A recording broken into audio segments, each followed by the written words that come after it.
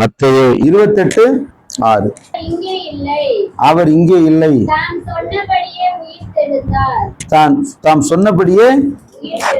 அல்லேலூயா. தாம் சொன்னபடியேங்கிற வார்த்தை நமக்கு ரொம்ப முக்கியம். ஆமென். அவர் இங்கே இல்லை, தாம் சொன்னபடியே. விசுவாசம் உண்டா? இயேசு உயிரோடு எழும்பி இருக்கிறாருன்னு எத்தனை பேர் விசுவாசிக்கிறீங்க?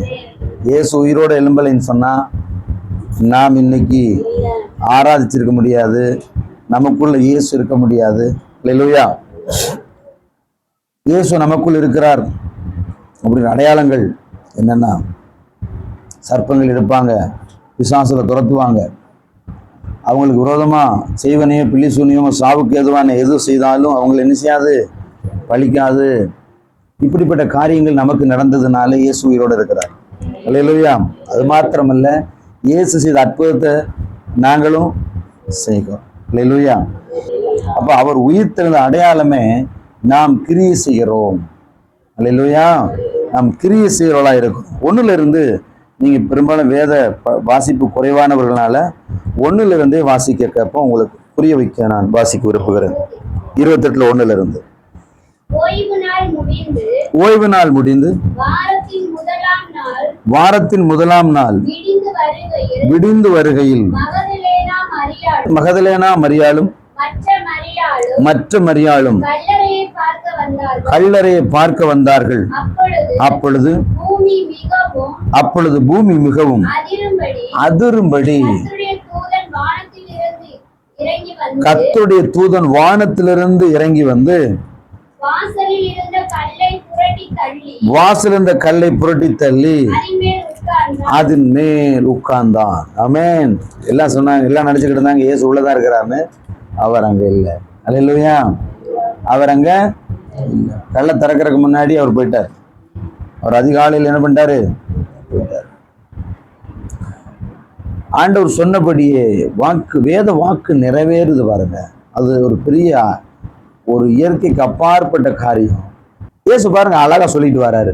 நான் என்னை பிடிப்பாங்க, என்னை அடிப்பாங்க, நீங்களாம் ஓடுவீங்க, நீங்களாம் மறுதளிப்ப, ஆனால் நான் 3ஆம் நாள் உயிரோட வந்துடுவேன்.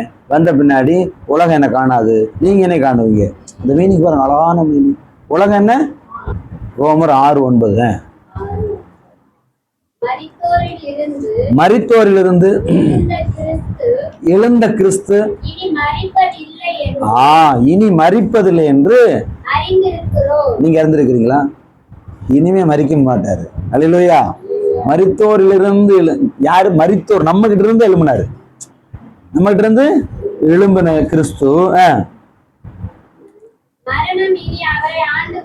மரணம் இனி அவரை ஆண்டு கொள்வதில்லை. மரித்தது பாவத்துக்கென்று ஒரு தரம் மரித்தார். நம்ம பாவத்துக்காக. அவர் பிழைத்திருக்கிறது தேவனுக்கென்று பிழைத்திருக்கிறார். அப்படியே நீங்களும் உங்களை பாவத்துக்கு மரித்தவராகவும் நம்முடைய கர்த்தராகிய இயேசு கிறிஸ்துவுக்குள் தேவனுக்கென்று பிழைத்திருக்கிறாராகவும். ஏன் பிழைச்சிருக்கிறோம்? மரிச்சிருக்க வேண்டிய நாம்னா கடல்ல மூழ்கி சாக வேண்டியதா இருந்தா செத்துருக்கணும். இனி பிழைச்சிருக்கு யாருக்காக? அதை நான் நினைக்கணும். நம்ம கொடுத்த வாக்கு தத்துவம், நீங்கள் பயப்படாதிருங்கள்.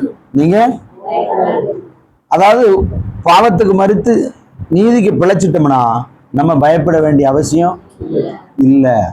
யோவான் 14:19.